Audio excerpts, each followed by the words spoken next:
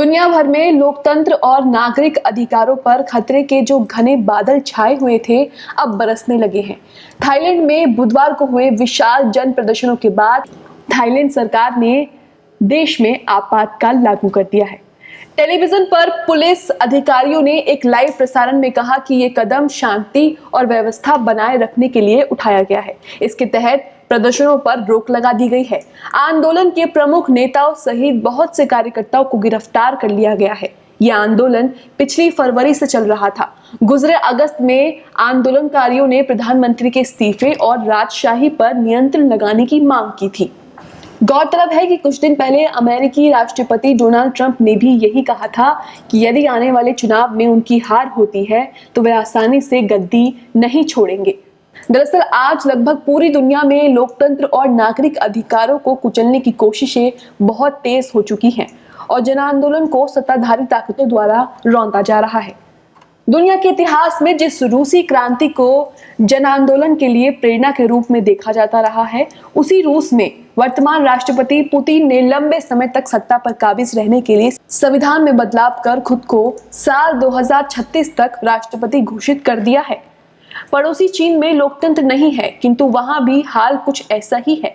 गौरतलब है कि हांगकांग में पिछले साल जून से ही विरोध प्रदर्शनों का सिलसिला चल रहा है। पिछले साल जून में चीन द्वारा लाए गए प्रत्यर्पण विधेयक के विशेष में हांगकांग में बड़े पैमाने पर विरोध शुरू हुए थे, जो बाद में हिंसक भी हो गए थे। इन सभी घटनाओं ने विश्व राजनीति को बहुत अधिक प्रभावित किया है। भारत में भी वर्ष 2014 में सत्ता परिवर्तन के बाद से नागरिक आंदोलनों को कुचलने का सिलसिला तेज हुआ है। यहाँ सत्ताधारी मोदी सरकार ने तमाम जन विरोधों को कुचलने में जमकर बल प्रयोग किया है।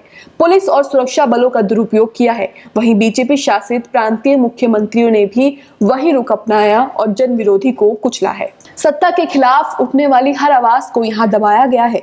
जो नहीं दबे उन्हें जेलों में कैद किया गया है। झूठे मुकदमे दर्ज किए गए हैं। गौरी लंकेश, कलबुर्गी जैसे लेखकों की हत्या कर सोशल मीडिया पर जश्न मनाया गया है। अखलाक के कातिल के शव को तिरंगे में लपेटा गया और लिंचिंग के दोषियों को जमानत मिलने पर केंद्रीय मंत्री द्वारा माला पहनाकर स्वागत किया गया। सत्ताधारी बीजेपी नेताओं ने राष्ट्रपिता महात्मा गांधी के कातिल नाथूराम गोडसे का जयकारा लगाया। संसद में वही किसी ने गांधी के पुतले को गोली मारकर गोडसे को सम्मानित किया। इसी देश में गिनाने को ऐसी हजारों घटनाएं हैं। याद रखना होगा कि ये सब यूं ही नहीं किया हुआ है। इन सभी के पीछे सत्ता का समर्थन हासिल है।